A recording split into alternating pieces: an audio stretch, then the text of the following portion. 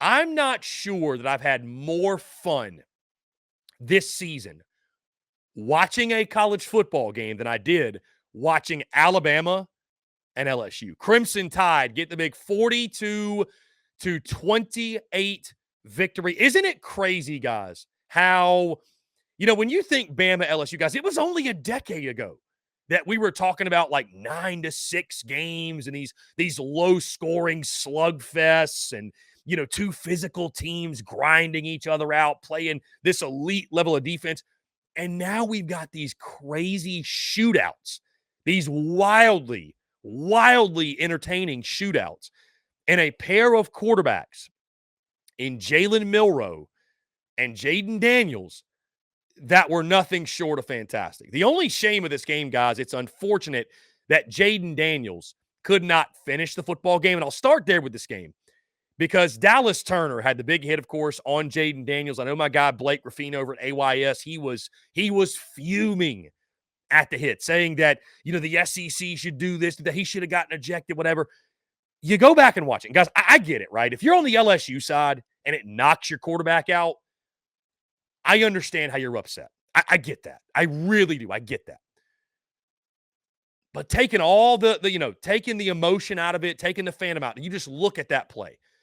In my opinion, that was just a good old hard-nosed football play. That's all that was. That was a hard-nosed football play, okay? And I know it took Jayden Daniels out, but it wasn't targeting. Was it roughing the passer? Based off today's rules, yes. As Chris Doring said in our previous segment, hey, back in the 90s, you would reward that as a great hit. And I know player safety is a top priority. But I don't think that's targeting. Dude, he hit him in the shoulder. Hit him in the shoulder. Now, guys like Dallas Turner, they play with such a violence in the game that you're going to look at that and say, well, that was dirty. That was a dirty hit.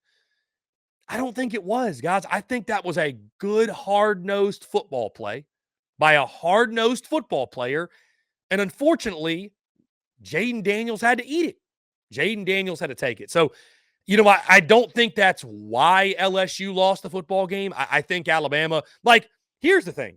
Alabama's not perfect on defense, and LSU has got a great offense. But at some point, when you are as porous as LSU is defensively, and it's crazy how bad they are. It's crazy how bad LSU is defensively with all that talent they have, guys like Harold Perkins and Mason Smith and Wingo and these other guys. I mean, it's crazy how bad they are. But when you got that leaky of a defense, guys, and you're going up against a team like Alabama, who I think the stunning thing was the fact they were able to throw up 42. The stunning thing was Bama went shot for shot, score for score with what LSU did. That's what was so wildly impressive. Watching Jalen Milroe operate in that scheme and that system, they finally just let Jalen Milroe run around. I don't know if it's good enough to win them a national championship. I have no idea. I don't know if it's good enough to win the SEC. But Jalen Milroe's a guy, you got to let him go back there and just play backyard football. And guys, 20 carries for Jalen Milroe. 20 for 155, 4 rushing touchdowns. And I can say the same for Jayden Daniels also. This is one of the things that made the game so fun. But watching those two guys, it's crazy how at every single position, there's elite level talent. At every position, there's an NFL guy, more than likely. And I mean, you're talking about top tier speed. These teams have elite speed. And Jayden Daniels and Jalen Milroe made everyone else on the field look slow. Everybody else. I mean, it was electric. I mean, it was electric to watch. But Bama with more punches, and I think the characteristic trait you see in a great championship team, guys, it's not about can you run the football. It's about can you run the football when you have to and when you want to. And what Bama did in that fourth quarter, that's what championship teams do. They put their foot on your throat. They suffocate you. They run it down your throat. And they close out a football game. And so, I mean, listen, tip your cap to Alabama. I had LSU in this one. I picked LSU to win the SEC West in the preseason. And it looked like I was going to be right a couple weeks ago. But this Bama team, the growth and the progression since that USF game, I'll eat crow, man. I was totally wrong. I was totally wrong on the Crimson Tide. Nick Saban has done a masterful job, I think. The coaching job he's done, it's been masterful. And again, I don't know that Bama's going to beat Georgia in the SEC title or go to the playoff or what have you, but they have overcome a lot of adversity, a lot of doubters, and they've overcome a lot of question marks, specifically at the quarterback position. And you can't say enough good things about Jalen Milroe and what he did for Bama. A complete team win in that football game. And I guess we shouldn't be surprised, guys. Alabama, yet again, controls the SEC West. Now, going through the rest of the slate, guys, Ole Miss takes down Texas A&M. Final score 38-35 in this one. Was this the last straw for Jimbo Fisher? Was this the last straw? The fourth loss on the season for Jimbo and the Texas A&M Aggies. Give credit, by the way, to Ole Miss. They're just a team, guys. Ole Miss, I don't know that they're really a national brand or, they're going to move the needle like talking about LSU and Bama, whatever. But they just keep on keeping on, man. Like, they just handle their business. They handle their business. Jackson Dart was elite, 24-33, 387, 2 touchdowns.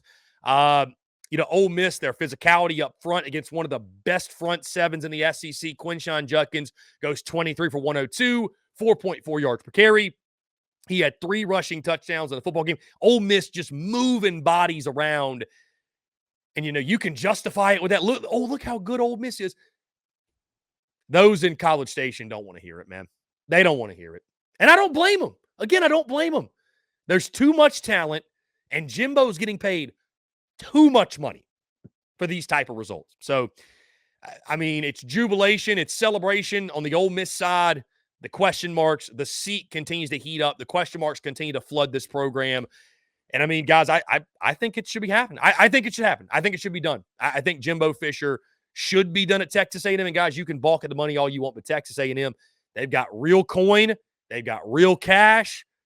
I don't think money's going to stop them from making that decision if they want to do so. Tennessee takes down UConn 59-3. We will not spend a lot of time on this game, guys. Tennessee just dismantling their opponent. The balls were off and running, guys. They were up 35-3 at halftime. I think the big headline in this one, Nico got in the football game, 5 for 9 for 86 yards, a touchdown. Joe Milton, very efficient in the game, 11 for 14, 254. The ground game was effective with Jalen Wright, 8 for 113, a touchdown. A very ho-hum performance for Tennessee as they keep this thing rolling, set the stage for a big matchup this weekend. To Gainesville, guys. This is a wildly entertaining game. And I got to think Florida's probably going to be retiring the black jerseys. I don't think you're going to see those come out.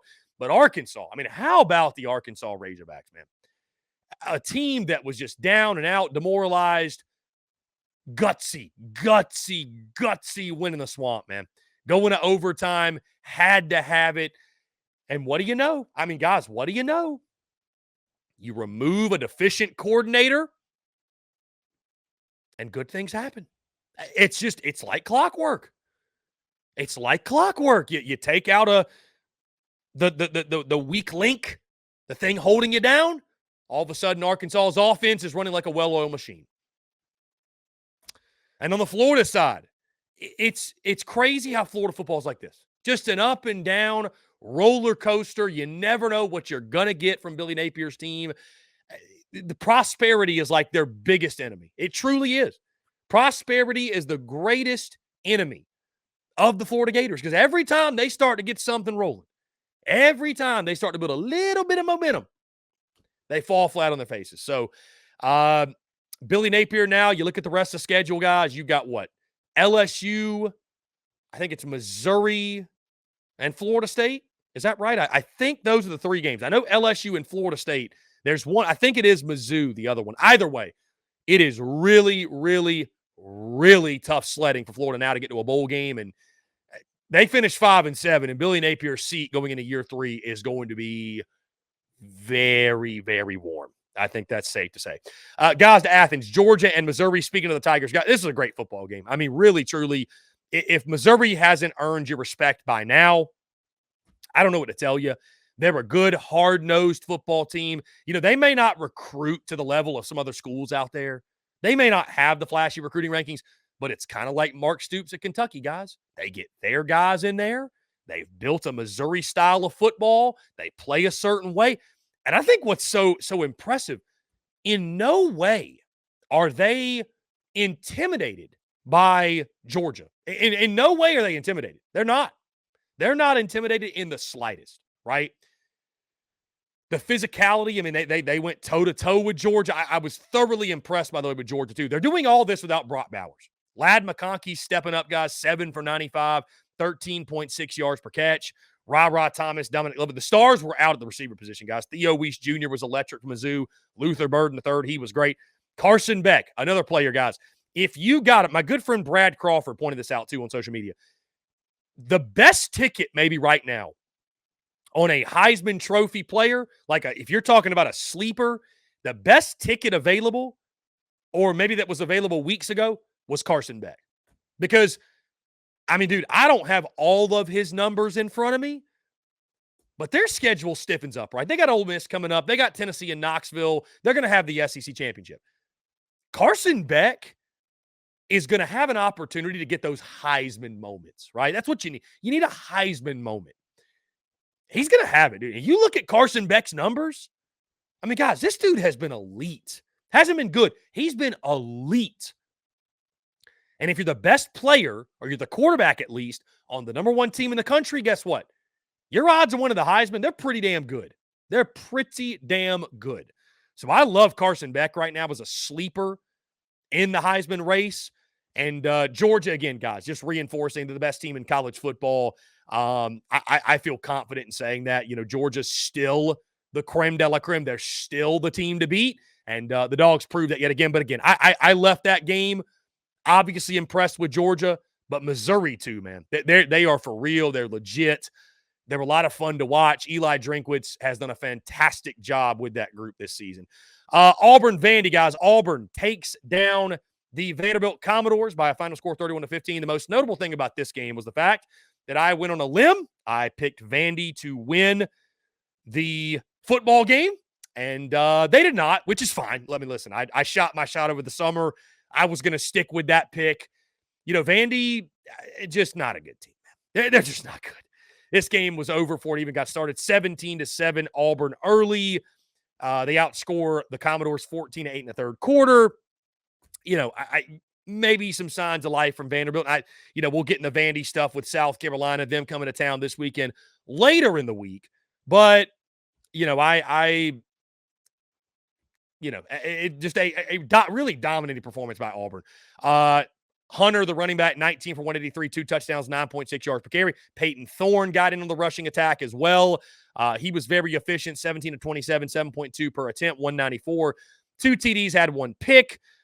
Ken Seals at the quarterback position. Vandy don't even know their quarterback is. They're playing this Taylor kid. They're playing Seals. Seals went 16 of 29, 160, a touchdown and a pick, and they could get nothing going on the ground. Alexander, their leading rusher, 9 for 40. So, it's a Vandy team, guys, that, again, Clark Lee's biggest challenge is just keeping this team bought in at this point because they don't have a lot to play for. You know you're not very good, and they've got some pieces, but a good win for Auburn. And a win they should have gotten. And, again, I just wanted to stick to my guns. I wanted to stick to my guns with the pick, the upset pick I had with the summer, but I knew it was probably pretty unlikely. So it is what it is. And finally, guys, Kentucky beats Mississippi State 24-3, the final.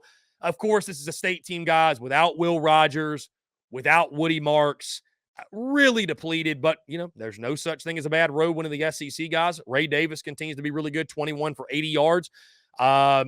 You look at the passing game, Devin Leary at 13 of 22, 156, 2 touchdowns, no picks. So, again, it was kind of a workman-like performance by Kentucky. They get the win. It's a 3-touchdown win. I loved them to cover the spread in this one. I knew Mark Stoops, his record, his history in Starkville at Davis Wade, but, I mean, it's a bad Mississippi State team, guys, especially without Rodgers, without Woody Marks. So Kentucky, they get a much-needed win. They get a big road win. Again, there's no such thing as a bad road win in the SEC, and Kentucky got that, and they keep things rolling and build some momentum in the month of November as well.